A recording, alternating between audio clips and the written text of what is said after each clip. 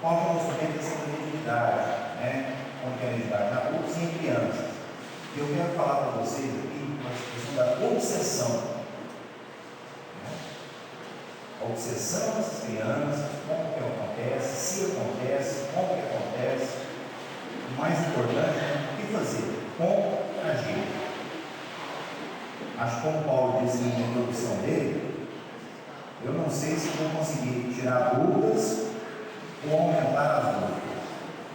Sinceramente, eu gosto que as pessoas saem da minha aula, da minha palestra, coçando a cabeça. Quando todo mundo sai muito sorridente, eu acho que não foi muito bem. Quando todo mundo sai coçando a cabeça, pensativo, bom, acho que eu consegui o objetivo. Quando é preciso teu filho, agradas a ele ou conforta a ti? Quando teu pequeno rei chora e repreende-os, identificas a tua lágrima ou te preocupa com o teu silêncio? Quando teu filho sonha, podes imaginar o país onde ele viaja nas asas do sono? Saberá alguém que pensa a criança na rápida quadra infantil? As fadas dos sonhos que habitam a aldeia da felicidade, estas sabem que se passam nas crianças. Se abrires as portas do coração para que elas te venham ensinar, o seu canto de amor te dará música para todas as melodias que deves ofertar às tuas crianças. Agora, eu sou Catino de Paulo Pereira. Obsessão. Essa frase da Emmanuel resume tudo que nós temos que dizer hoje. Todo o berço de agora retrata o ontem que passou. Todo o berço. É o início da vida, mostra toda o que é aquele espírito milenar, multimilenar. O que vem a ser a obsessão?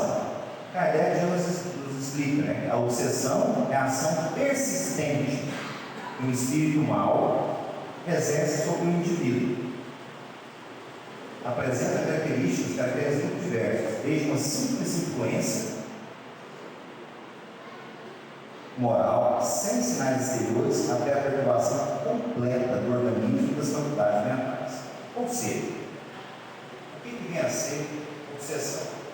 É quando um espírito, encarnado ou desencarnado, exerce sobre o outro uma influência persistente, tenaz, contínua, de modo a prejudicar ou mudar a forma de pensar, consequentemente de agir, do outro espírito.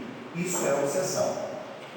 Pode ser a mais comum, que nós dizemos sempre, de desencarnado para encarnado, mas funciona de encarnado para desencarnado, que é comum, muito comum, e de encarnado para encarnado, de desencarnado para desencarnado. Funciona? Sempre existe dois espíritos. Essa influenciação. O espírito mal não quer dizer que seja caracteristicamente maldoso, com más intenções. O Paulo acabou de contar um caso aqui. É uma mãe que queria ficar perto do filho.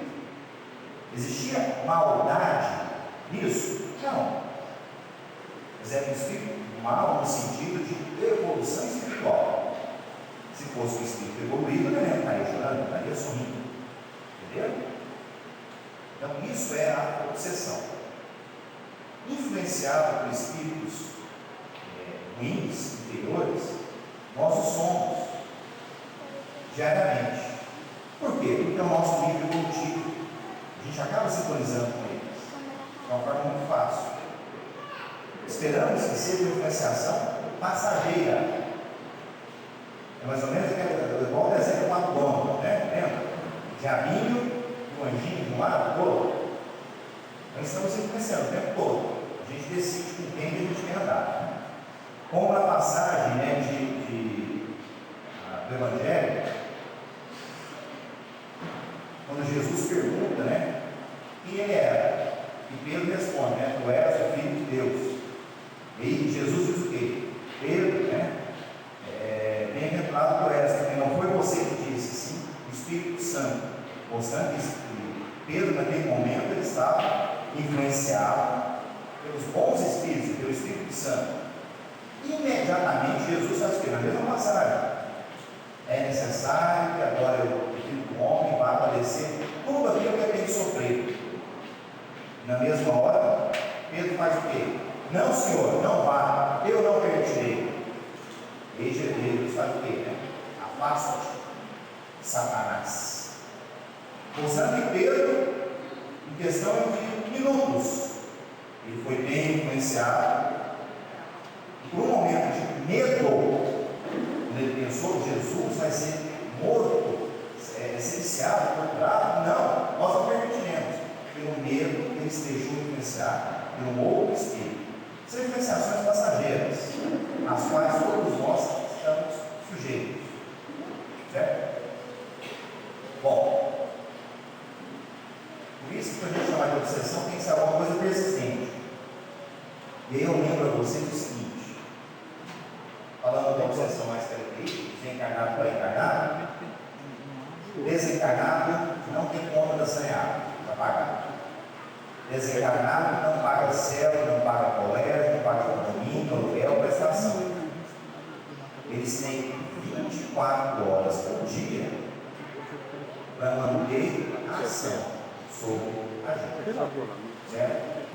Durante muito tempo acreditou-se que a criança teria uma proteção extraordinária, que seria impossível haver uma obsessão sobre a criança, que o anjo da guarda a protegeria de tal forma. Com perdão da palavra, uma crendice espírita, porque carecia de fundamento, doutrinário. Se é um espírito milenar, por que a criança não vai ser submetida? Existe proteção? Lógico que existe. São espíritos milenares, com ligações do passado, que já cometeram crimes, que já enganaram pessoas, que já causaram maldades, que já fizeram de tudo. Gente, se está encarnado na Terra, planeta de provas e expiações. A maioria da população aqui é inferior. Se nunca ninguém contou isso para vocês, eu tenho que dar essa notícia. Nós somos espíritos mais para baixo do que para cima. Ou então, encarnou no planeta errado, Deus criou. Sabendo que Deus não era, se encarnou aqui, tem culpa no cartório. A não ser os funcionários, verdade? Né? Ou seja, acreditava-se antigamente que a coisa era mais ou menos assim, né? Eu adoro o Wilton Ponce. Finalmente, achei meu inimigo reencarnado. Com essa carinha de bebê não dá para ter raiva dele. Acreditava-se que era mais ou menos assim, né? Existia uma proteção tão grande que seria quase uma couraça sobre o espírito infantil, perdão, sobre a criança. Mas a coisa é mais ou menos assim. Vamos pedir tratamento espiritual para João, do Banco Centro, né? O famoso Joãozinho. Se ele fosse como Luiz, tão quietinho, ou seja, às vezes a criança está sendo obsediada, não é aquela que está apontando, é aquela que não está apontando. Cada indivíduo renasce em ligação com os centros da vida invisível, com os quais procede e continuará de modo geral a ser instrumento do conjunto e com quem que mantém suas concepções e pensamentos habituais. Ou seja, a gente renasce trazendo as ligações do nosso passado milenar de oposição, com ligação mental com esses espíritos, estando encarnados, tanto é que a gente renasce em grupos, família, amigos, etc. E também desencarnados, aqueles espíritos com os quais nós nos ligamos antes de reencarnar. E aí, gente, a obsessão na infância é muitas vezes a continuidade da ocorrência procedente da eletricidade. Sem impedir o processo da reencarnação, a influência perniciosa acompanha o período infantil de desenvolvimento, gerando graves dificuldades no relacionamento entre filhos e pais, alunos e professores e na vida social, no sexo e obsessão. Ou seja, quando a gente pensa em influenciação espiritual, em ligações espirituais, nós temos que lembrar das ligações das existências passadas, certo? Certo. Mas nós temos que lembrar também das ligações que existiam quando estávamos no plano espiritual, nos preparando para reencarnar. Ah, Leonardo, ainda é bom demais, porque eu já li o nosso lar. E lá no nosso lar, tem toda uma colônia lá, tem pessoal especializado em processo reencarnatório, os engenheiros espirituais, né, preparam a reencarnação. Beleza. Então todo mundo já nasce ligado com esse pessoal, certo? Quem estiver pensando assim, eu recomendo ler o Obreiros da Vida Eterna. Também. A obra de André Luiz não para no nosso lar, começa.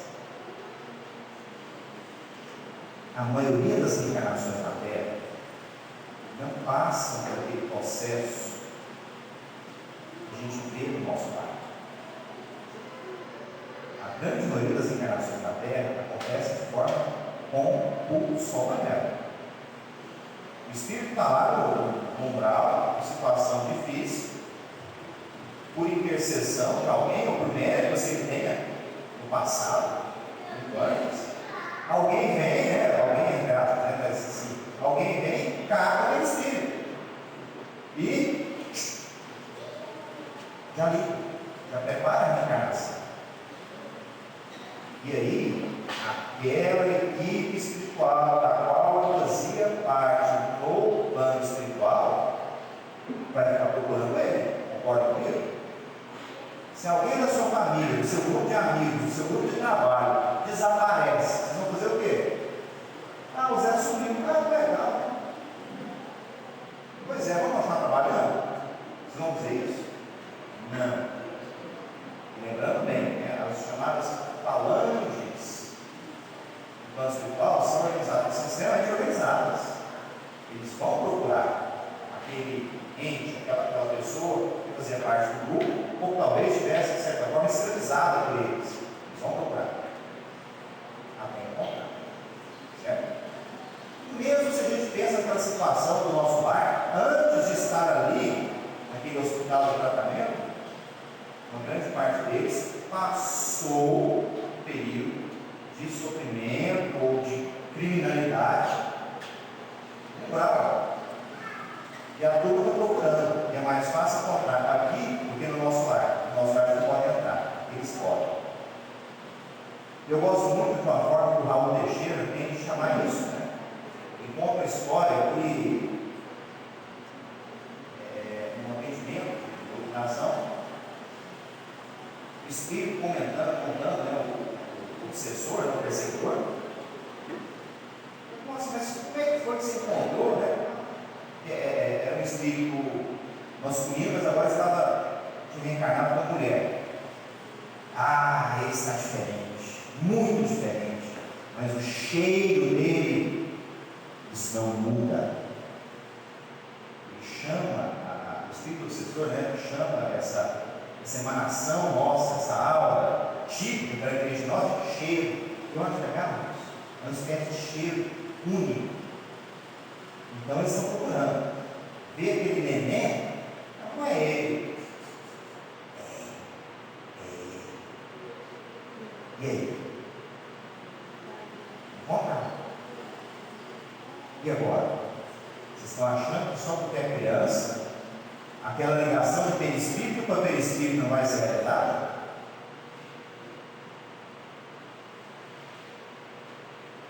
E é interessante, guardem esse quadradinho aqui.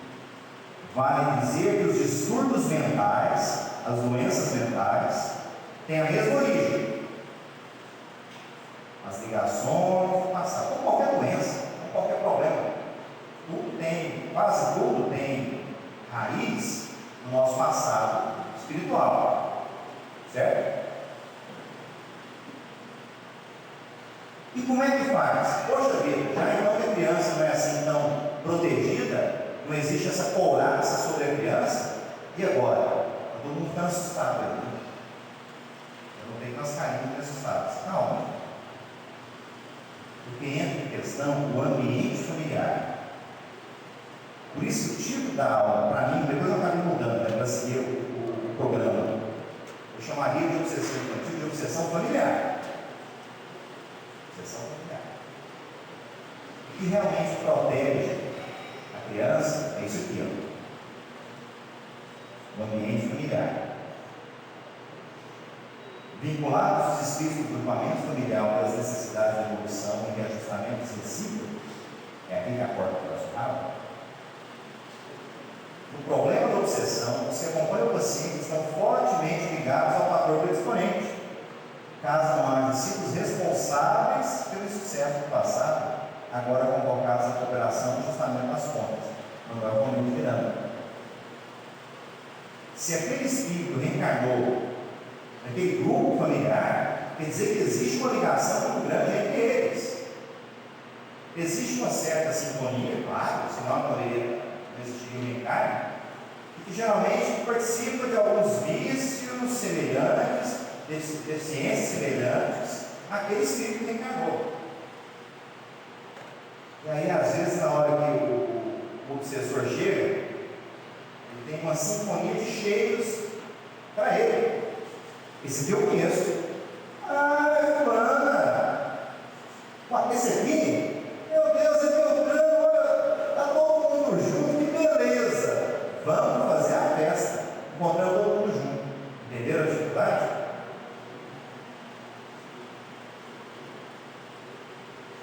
E olha, essa é a dificuldade. E aí vem a questão do como é que existe essa entrada dos espíritos para que possam ter acesso à criança.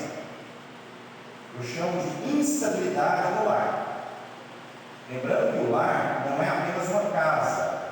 O lar é uma união fluídica de seus moradores, encarnados e desencarnados. É a união de todos que formam uma aula específica. Isso que na verdade é o lar espiritual.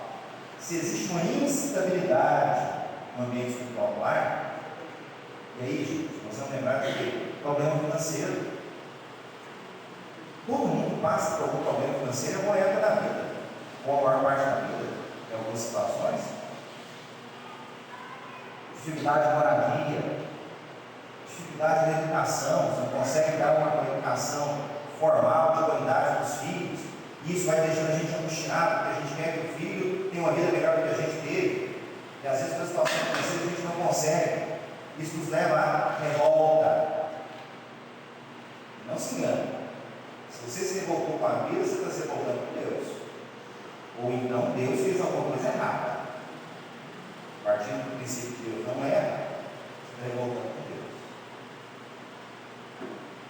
Sonhos organizados. Eu queria tanto morar em tal lugar, eu queria tanto ter uma casa assim, eu queria ter um carro assim, eu queria viajar assim, etc.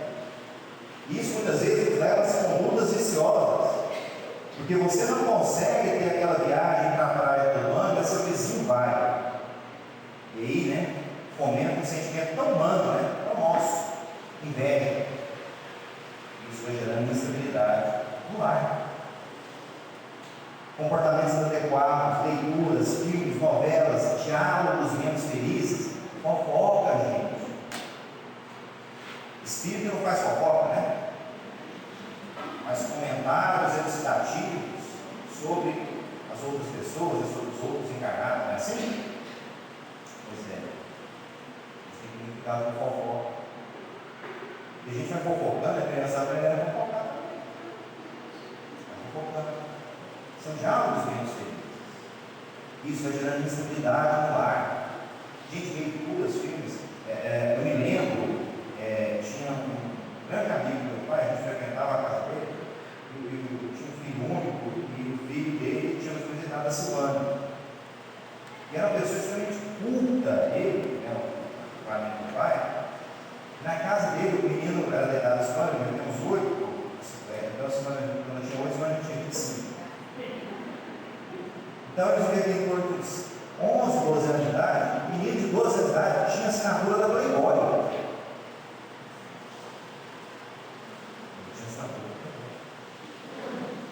E ficava, a gente chegava na casa chique, né, para o pessoal assim, boa situação financeira, a gente chegava na casa, tinha uma cena, ficava na sala.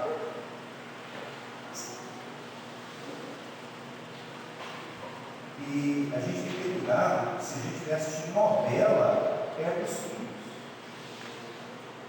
Filmes, eu assisti um filme lá, e hoje em dia, por mais que um filme, aparecem cenas eróticas em filmes. Não tem nada a ver com a vida, tá lá. Você tem que ter cuidado, né? A criança está ali, isso gera instabilidade. Pais ou responsáveis despreparados. Gente, para ser pai, você tem que se preparar. Se você é imaturo, você tem que passar a ter maturidade automaticamente, você tem que se esforçar por isso, senão você vai gerar instabilidade. Né? Eu não dou conta disso, eu não aguento. Não é assim. Gente, os problemas de saúde física, saúde mental, né? Uma pessoa doente na família, alguém na família com câncer, alguém na família que é com obesidade, isso gera instabilidade no lar, abre caminho para a entrada dos espíritos. Conflitos existenciais. Minha vida não é o que eu queria, meu marido não me entende, minha mulher não me entende. Poxa vida, você não está entendendo? Vamos nos fazer entender. Por que o outro tem a obrigação de entender a gente? Você tem que se fazer entendível. Obrigação de todo mundo. As rejeições, dificuldade de adaptação e convívio. Gente, tudo isso aqui são alguns exemplos que podem gerar instabilidade no lar. Instabilidade espiritual no lar. Está todo mundo sempre pensando, meu Deus, quer dizer, então, eu posso gerar instabilidade na minha casa? Sim. E olha, às vezes uma pessoa consegue desestabilizar todo mundo, todo o ambiente. E no efeito dominó. Violência.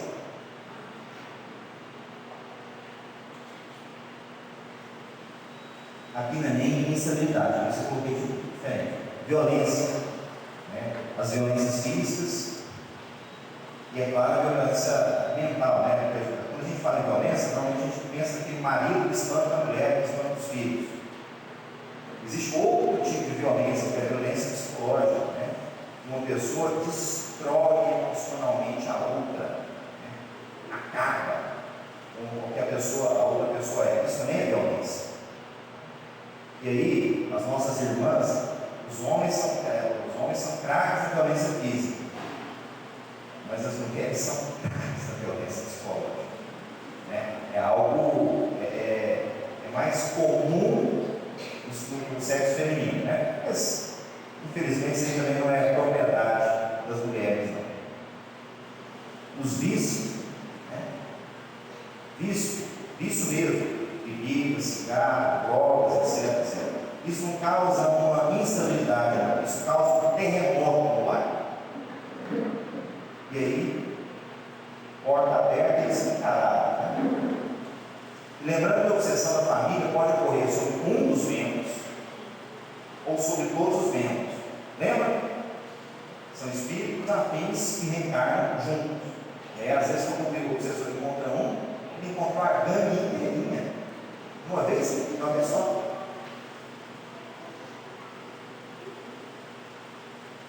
Por que eu falo dessa instabilidade? Porque o assédio dessas entidades só terá êxito se contar brechas morais e campo mental negativo. Eu consigo até imaginar o que aconteceu na situação que o Paulo comentou aqui. Uma mulher que se encarna no parque.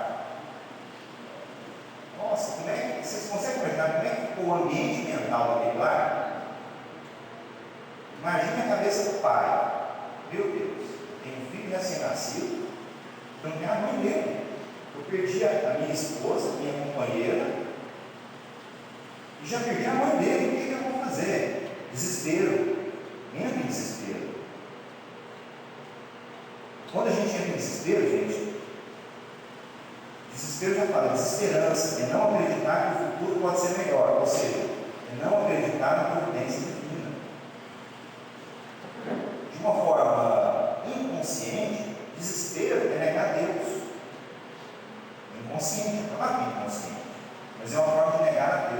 Vocês conseguem imaginar como é que ficou o ambiente político? Aí, ou seja, ficou o campo aberto para a obsessão. Isso mas houve proteção. Gente, houve proteção. Eu imagino, por isso que o principal fala sempre que minha cabeça foi dobrando. Porque se não houvesse uma boa proteção, não estava só o espírito da manhã, não. Estava o tamanho mais a renda. Pelo que o Paulo comentou, né? Doutrinando o espírito da mãe, resolveu-se, né, o problema. Não houve proteção. Tá? Caso haja do lado contigo da prece, a harmonia e o amor, as defesas serão fortalecidas. O cultivo da prece, a harmonia e o amor. Não é? Mas como é que tem a harmonia na dificuldade financeira? Você não sabe, não, né? Quando a falta de dinheiro entra pela porta, o amor pula pela janela. Mas não é amor. Amor não pula da janela. Só para salvar alguém. Se o amor sumiu, é a hora que o casal, né, a família tem que lutar para ter calma. Não vai dar para pagar o aluguel. Calma. Tem arroz. O arroz acabou. Tem farinha. Calma. A farinha acabou. Vamos lá para a sogra. Nessa hora você está certo, né? Vamos lá para a sogra. Eu não vou para a casa da sua mãe.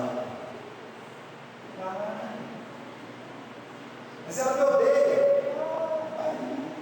Oportunidade de almoçar junto. Buscar ter harmonia dentro do lar. Buscar o objetivo da prece. Né? No livro Missionários da Luz, para quem não conhece essa historinha, tá bem resumido.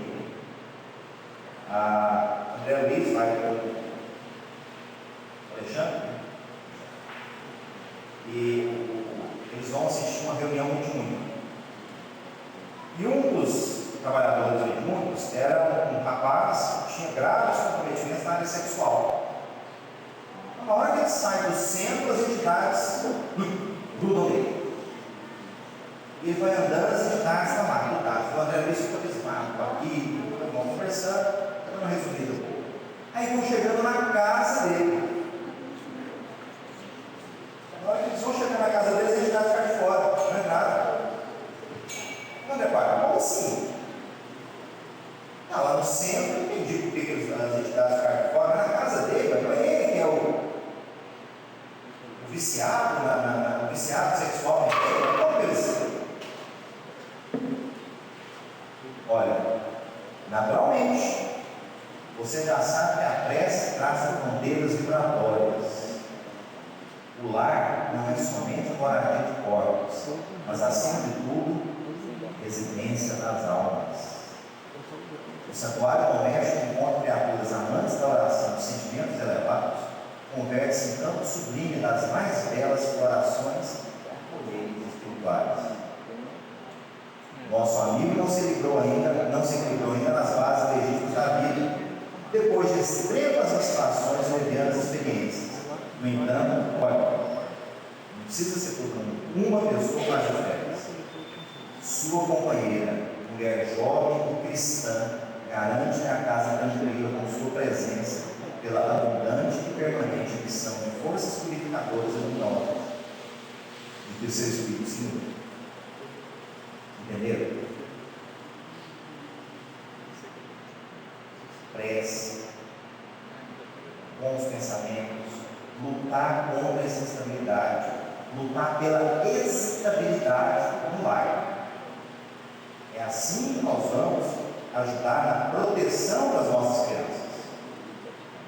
Entenderam? E automaticamente de nós mesmos. Pelo menos naquele lugar, no nosso lar, nós vamos ter tranquilidade espiritual, que muitas vezes nós não temos fora de casa. Uma forma interessante, eu gosto muito dessas mentirinhas, depois vocês procuram no Google lá, o Hugo Pontes. Cheguei para perturbar a casa do Zé. Não vai dar mais. Por quê? Ele começou a fazer o evangelho no lar. Eu costumo dizer que 20 minutos por semana que mudam uma vida. O evangelho no lar. Sinais e sintomas da obsessão da criança e do adolescente. A ação das entidades interiores se mostra de diferentes maneiras, desde as perturbações do sono, os terrores noturnos, pesadelos, provocando inquietação, irritação, medo, agressividade, mudança súbita e sem motivo de comportamento, tristeza, depressão, complexo, inferioridade, de magreza, de gordura, perturbações de aprendizado, criança com dificuldade de aprendizado, suscitando ideias terríveis de maldade, suicídio, etc. Isso são os fenômenos indiretos e até os fenômenos mais diretos, né? Visões, audição dos encarnados, até os efeitos físicos, poltergeist, né? Como o Paulo mostrou aquele caso da menina, né? Que a casa pegava poucos, as coisas voavam, e os toques. Eu tenho uma paciente que ela me conta, né? O que acontece caso depois eu já vou conhecer. Que desde criança ela sente os espíritos pegando nela. Ela fala, ai doutor, na hora eu tenho um toque gelado em cima de mim. Menina, com quantos anos essa pessoa tem isso? Doutor, eu tive 6, 7 anos. Eu me lembro. Ela diz, desde que eu me entendo por gente, de vez em quando eles vêm e me pegam. São os fenômenos físicos. Bom, mudança de comportamento, tristezas, irritação, agressividade. A criança era de um jeito e de repente está outra. O adolescente muda muito mais. Começa a ouvir cores, vozes. Sem mais nem menos, começa a ter terror noturno, sonhando com a mesma coisa, com a mesma pessoa, acorda muito assustada, a criança começa a ter medo, começa a agredir os pais, agredir os irmãos, muda o comportamento. São sintomas, de obsessão. Agora, os transtornos psiquiátricos, os transtornos neuropsiquiátricos, como é que vai ser? Como é que nós vamos diferenciar?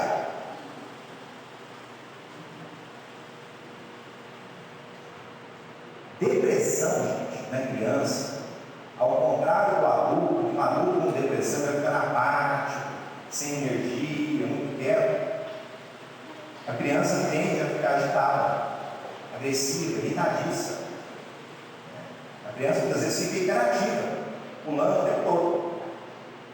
Então ela está muito bem, não, ela está muito mal, ela está muito triste, ela está depressiva. Agressividade, muitas atitudes de chamar a atenção. Então a criança ela quer atenção, ela fica se mostrando demais, fazendo coisas para que você a veja. Leonardo, fica fazendo gracinha? Não. Fica fazendo bagunça, quebrando as coisas, chamando a atenção, porque ela quer, no fundo, ela quer ajuda. Gente, não se engane, criança suicida. Criança suicida. Como é que você sabe disso? Graças à doutrina espírita. Então nós sabemos que às vezes acidentes que acontecem com crianças, que caem de piscina, que caem de janela, na verdade não foi acidente. Era o espírito suicida. E ele se matou de novo. É mesmo, né? E às vezes crianças mais velhas, 10, 12 anos, elas tomam atitudes assim, terríveis. E olha, gente, eu preciso fazer um alerta de saúde pública, certo? A incidência do suicídio, ela foi caindo historicamente até a década de 90. Infelizmente, da década de 90 para cá, o suicídio não para de aumentar. Não para. E pasme, a idade onde mais está aumentando o suicídio é entre os 13 e 20 anos de idade. Então está aumentando muito o suicídio. Então a gente tem que falar sobre isso, tá certo? Tem espíritos que são nitidamente suicidas, né? Tem uma história do Chico, que foram levar para ele, né? Que tinha uma criança que era cega, tinha retardo mental, e que agora tinha dado uma artrite que ela ia parar de andar aos 8 anos de idade. Então, como se não bastasse a cegueira, era cega, surda, com retardo mental, e agora ia parar de andar. E foram levar para o Chico, né? Chico, o que fala? Que pena, agora a criança vai parar de andar, olha que coisa terrível. Aí o Chico, aquele jeitinho dele, disse, nossa, graças a Deus. Chico, você não entendeu. Retardo mental, surda, cega, e agora vai parar de andar com 8 anos de idade. Graças a Deus. Como assim, Chico? Vou ter que te explicar de novo? Não. É um espírito com graves tendências suicidas. Nas últimas encarnações, em todas ele se matou, tirou a própria vida. Nessa encarnação, por misericórdia divina, ele veio com retardo mental, cegueira e surdez, para ver se dessa vez ele não se matava. Mas ele estava com tensão. Mesmo com toda dificuldade, ele começou a entender o que era uma ponte. E ele já estava programando para pular na ponte. Mas como Deus é maravilhoso, não vão deixar ele andar. Para ver se dessa vez ele consegue não se matar. Esquizofrenia. Esquizofrenia é a doença mental mais grave, né, que a pessoa perde a conexão com a realidade. Geralmente ela começa no adulto jovem, 17, 18, 20, 25 anos, até os 30, geralmente, né? Caracteriza por alucinações, delírios de perseguição, alucinações principalmente auditivas, mas pode ter alucinações visuais. Mas a gente vê que, na verdade, desde a infância, aquela pessoa já dava sinais de que ela é muito diferente. Um professor meu de psiquiatria falava que assim, olha, sempre que alguém falava, fulano tem esquizofrenia, você pode perguntar, que vão falar assim, doutor, desde menino ele era meio esquisito. Aí fala que é meio esquisito, você lembra, é esquizofrenia. A esquizofrenia com as alucinações pode se iniciar na infância. Eu tenho um paciente que começou a ter alucinações com 8 anos de idade. Já era esquizofrenia. O transtorno bipolar na criança, aquela euforia, né, que no adulto se manifesta com hipersexualidade, fica muito efusivo, fala demais, quer beijar todo mundo, quer sair comprando. Na criança se manifesta como agressividade, geralmente. A criança tem surtos de agressividade terríveis, terríveis mesmo. Isso é mais ou menos. Então ele tem aquele pico de agressividade e no outro dia está normal. Tudo bem. Terror noturno no transtorno bipolar na criança é muito comum o terror noturno. E faz parte da doença mental.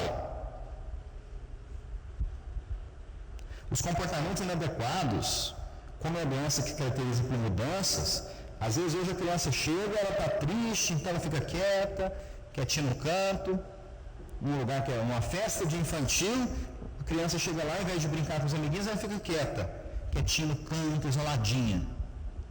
Chega, às vezes você vai visitar uma tia muito rígida, severa, ela fica pulando. Isso pode ser o transtorno bipolar. Os comportamentos repetitivos e obsessivos, né? O transtorno obsessivo compulsivo, toque, né? Aquela mania de lavar as mãos, mania de arrumação, manias todas, é comum em crianças. E as epilepsias, muitas epilepsias geram muitas alterações de comportamento. Pós-crise convulsiva, a pessoa dá a crise convulsiva e depois muda totalmente o comportamento. Em criança, isso pode acontecer. E agora, hein? Enrolou uma vida? Porque parece que os mesmos sintomas da obsessão são dos transtornos neuropsiquiátricos. E agora? Alguém tem a resposta?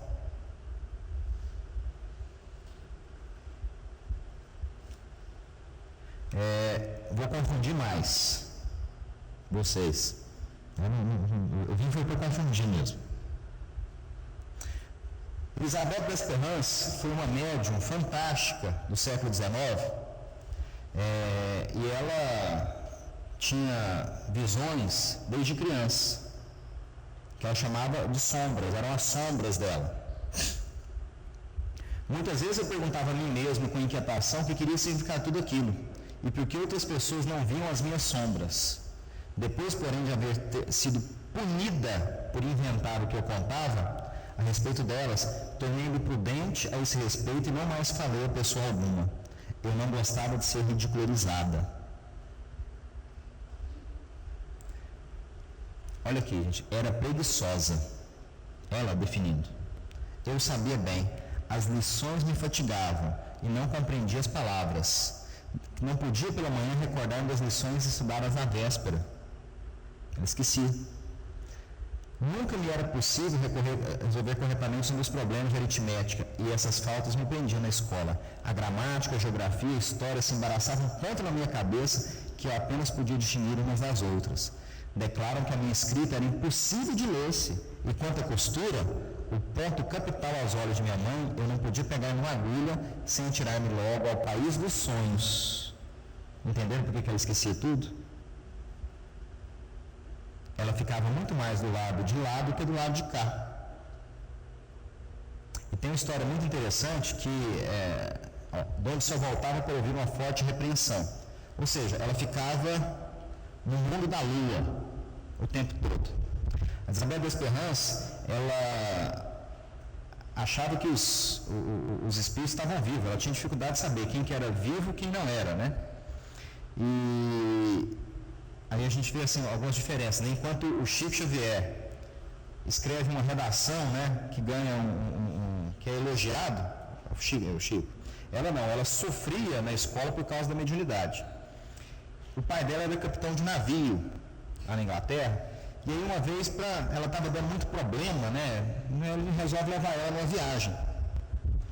E na viagem foi uma maravilha, ela achou bom, porque as sombras desapareceram, então ela teve um tempo de folga. Mas um dia ela estava lá no Tombadilho, né, lá em cima, e de repente ela começa a gritar, né, ela vê um navio que vem em direção a eles. E ela começa a gritar, meu Deus, vai bater, o que vai bater, o que vai bater, e o navio vem e passa pelo navio onde ela estava, e ela desmaia. Então assim, é uma mediunidade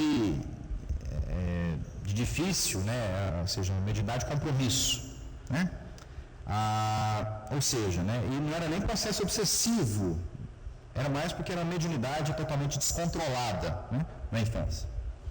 E aqui um outro caso que a Sueli Caldas conta, menina de 6 anos comparece com a Sociedade Espírita Joana de Ângelo. Essa informa que a filha era hiperativa com gênio difícil, que inclusive dizia não gostar da própria mãe. À noite gritava, chorava, mas não se lembrava de nada. 6 anos. Ultimamente, porém, passou a dizer que via junto à sua cama uma mulher muito feia lhe dar ordens, até mesmo falando que devia infernizar a vida dos pais, em especial a da mãe, pois esta era muito má. Qual que era a história? A mãe era um triângulo amoroso, em outra vida, essa mulher aqui que era esposa do pai. E a mãe entrou na jogada para tirar ela e ela morre. E ela volta para perseguir a mãe. O problema não era com a criança. A criança estava sendo utilizada para atingir a mãe.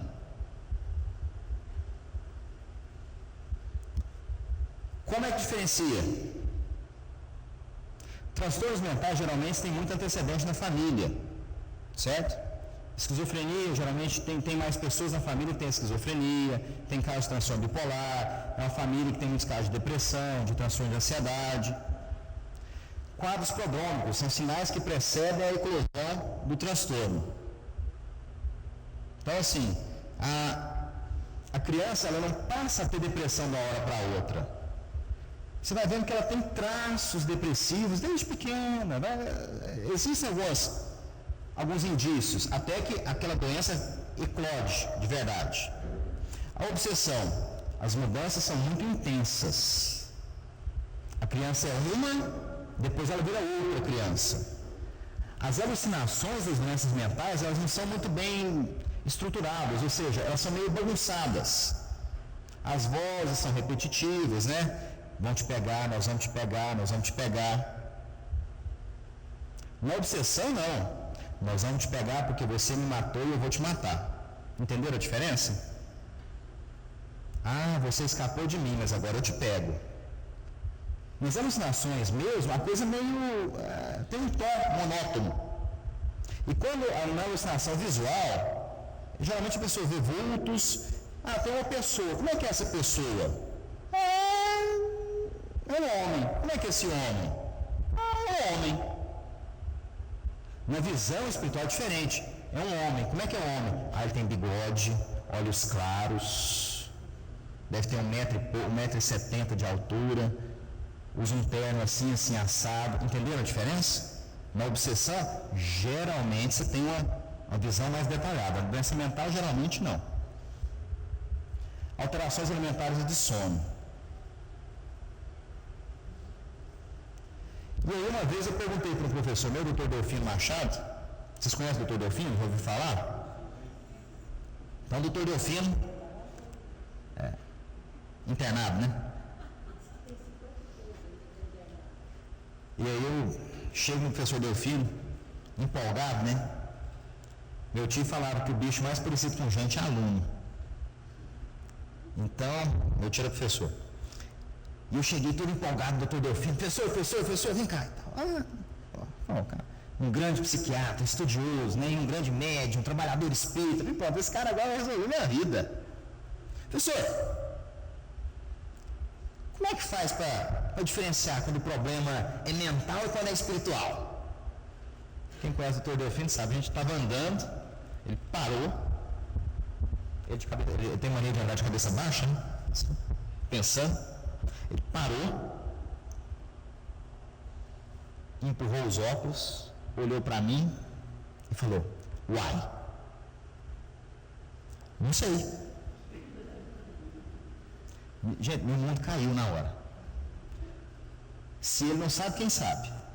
Pensei assim, professor, mas como assim? Como é que faz então? De novo, né? Uai. Trata os dois, sempre. Tão lógico, né? Tão óbvio. Ou seja, mesmo nos casos francamente materiais, paralisia cerebral, epilepsia mesmo, ou esquizofrenia, transtorno bipolar, o que quer que seja, proceder sempre com terapêutica espiritual. Em alguns casos de obsessão espiritual, se faz necessário associar o tratamento medicamentoso. Não, mas essa depressão, essas alucinações são por causa da influenciação espiritual. Gente, tem mágica. O obsessor tem uma varinha de condão, chega na gente, pronto, agora a Elza está com depressão. A Lorena agora vai começar a ter visões. É mágica? Não. Para que o mesmo fenômeno aconteça, lembra? Kardec disse que a comunicação com os espíritos é uma faculdade orgânica. Tem que haver mudança no cérebro. São neurotransmissores que são modificados para que isso aconteça. E se essa influenciação espiritual for muito forte ou muito prolongada, existe alteração cerebral.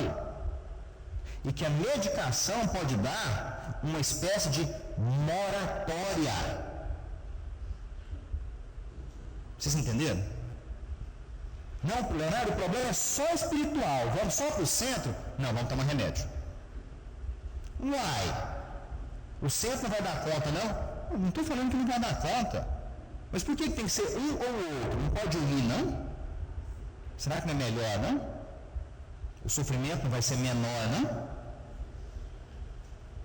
Se o problema for só espiritual, beleza, rapidinho não estou precisando de remédio mais. Mas como eu disse, como é que vai saber? Você sabe por que é muito difícil saber diferenciar os dois? Lembra desse quadrinho?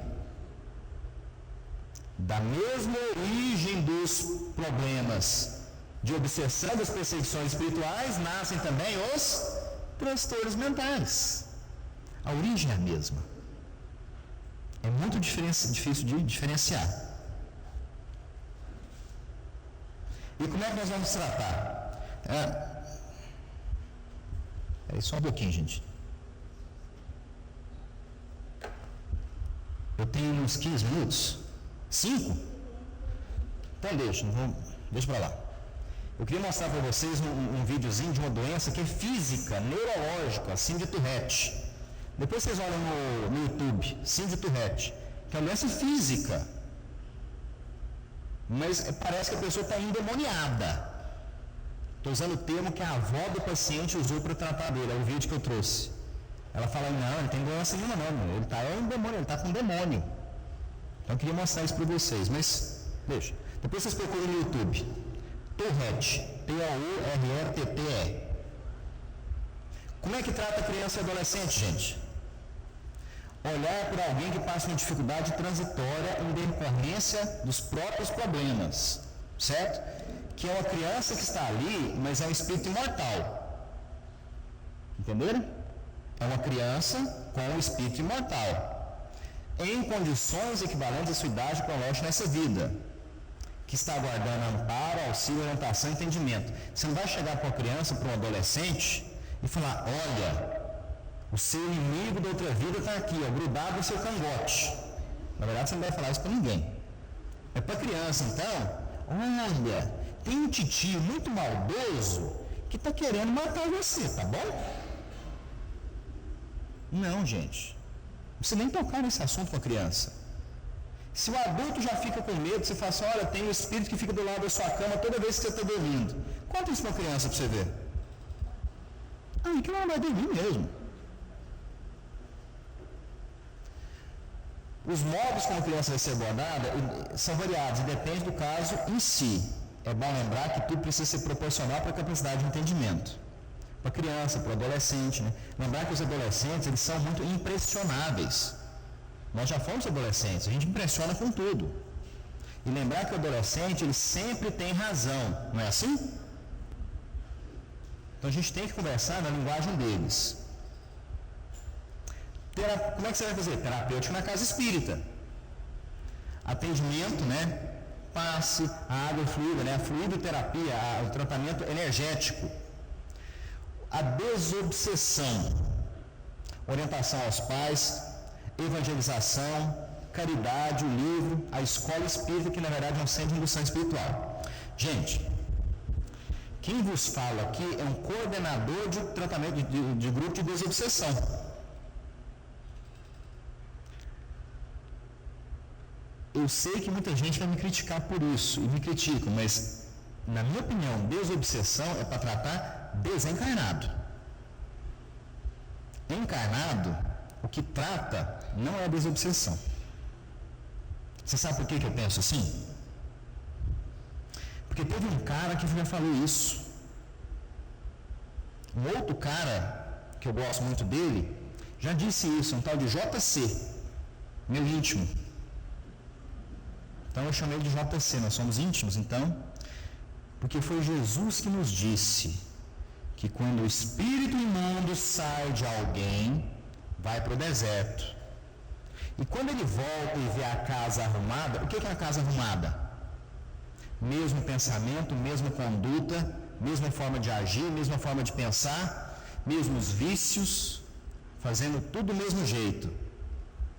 Jesus nos diz que ele volta e traz 7 piores que ele. Então, desobsessão resolve para o encarnado problema de obsessão? Não resolve. Ou então, JC está errado.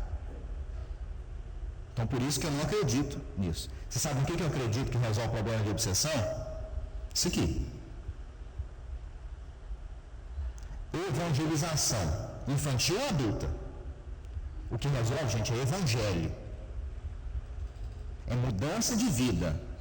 Reconhece o verdadeiro espírita pelos esforços em domar suas más tendências. É isso que resolve. E para a criança também. Mas como é que vão fazer que a criança mude essas más tendências? Poxa, gente, que isso? Educação. Exemplo, é o pai mudando a forma de ser, é a mãe mudando a forma de ser, é o avô, é a avó, é o tio da evangelização mudando a sua forma de ser, que vai fazer com que a criança também mude. E lembra, a obsessão infantil, a obsessão do adolescente, ela está muito influenciada pelo ambiente espiritual da casa. Então, se você quer melhorar aquele pequeno paciente, o adolescente que está obsediado, você tem que fazer o quê? Você tem que ensinar o pessoal a fazer culto do lar. Você tem que convencê-los a desligar a televisão do filme e assistir, ouvir uma música, mudar a forma de ser, mudar a forma de agir. É isso que resolve obsessão. Desobsessão, gente, é para o desencarnado. O encarnado, o que resolve, o que cura é outra coisa. Né? E é o que Jesus nos colocou, né? Porque foi Jesus que começou a evangelização espírita. No lar, o evangelho no lar. Uma coisa muito importante é conversar com o filho no momento do sono. Às vezes, né, chega uma idade que você não consegue mais, a situação está tão difícil que você não consegue mais acessar o filho, conversar quando ele está acordado. Na hora que ele dorme, você vai lá e vai falando. Aquilo fica gravado, porque o espírito não dorme. O espírito está acordado. Isso vai mudar, e muito, né? Não é mesmo, Paulo? Lembrar disso, né? E não é para brigar não, viu, gente? É para conversar, tá? Cuidar dos médicos, levar a criança para o trabalho de caridade, né? Levar a criança para entregar a cesta básica, né? Então, às vezes a gente vê assim, né? Pega os brinquedos velhos e entrega para doar. Não, gente. Na hora de doar o brinquedo, vamos levar a criança para doar o brinquedo. Envolvê-la no trabalho da caridade, né? A caridade que fizeres é teu advogado em qualquer parte do universo, Emmanuel. Prece e cuidar dos médicos. Como eu disse, muitas vezes o problema é só espiritual, mas precisa de remédio. E lembrar da associação. Você não tem problema só mental. Como diz um amigo nosso, você não tem nem gripe que é só física. Até uma gripe tem comprometimento espiritual no meio. Entenderam?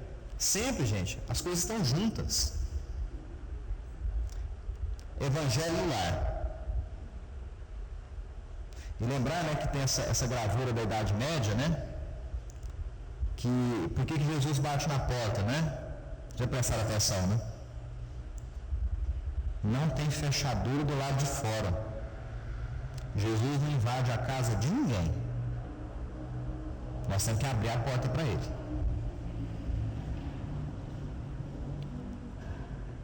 Meu tempo acabou.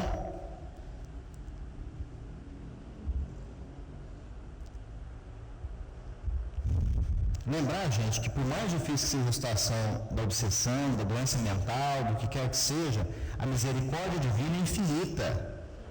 Todos nós estamos envoltos na providência divina, no pensamento divino. Nunca duvidar disso. Nunca, nunca, nunca, nunca. Ó espíritas, compreender agora o grande papel da humanidade, compreender que, quando produzis um corpo, a alma que nele encarna vem do espaço para progredir. Inteirai-vos dos vossos deveres e ponde todo o vosso amor em aproximar de Deus essa alma. Vou repetir. Ponde todo o vosso amor em aproximar de Deus essa alma. Tal a missão que vos está confiada e cuja recompensa recebereis, se fielmente a cumprirdes. Os vossos cuidados, a educação que lhe dareis, auxiliarão o seu aperfeiçoamento e o seu bem-estar futuro. Lembrai-vos de que a cada pai e a cada mãe perguntará a Deus: que fizeste do filho confiado à vossa guarda? As palavras de Santo Agostinho. Que fizeste do filho confiado à vossa guarda? Muito obrigado.